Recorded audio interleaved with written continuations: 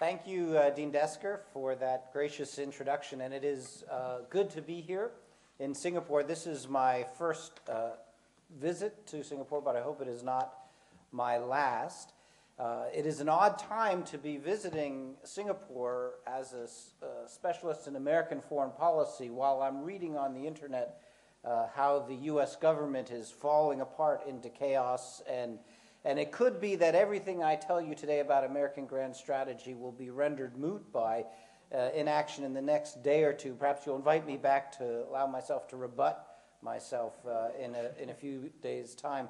And I assure you, for the last 72 hours, I've been doing my best to contribute to the collapse of the U.S. economy by spending like crazy here in the Singapore local economy.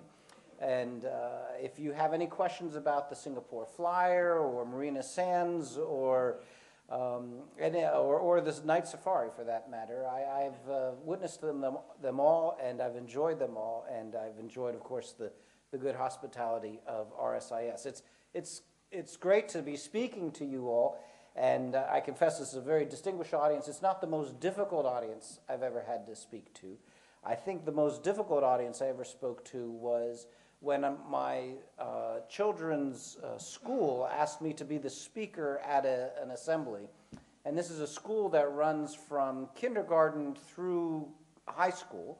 And I was told that I would be speaking to the assembled crowd, which was everything from 5-year-olds to 17-year-olds, on the White House, on the presidency. And I thought, well, gee, do I have anything to say to them? And they said, oh, by the way, you have 2 minutes. So please speak in a captivating way and in a substantive way for 2 minutes about the presidency to this audience. I was very nervous, almost as nervous as my kids were, who were concerned that I would ruin them socially forever by what I said.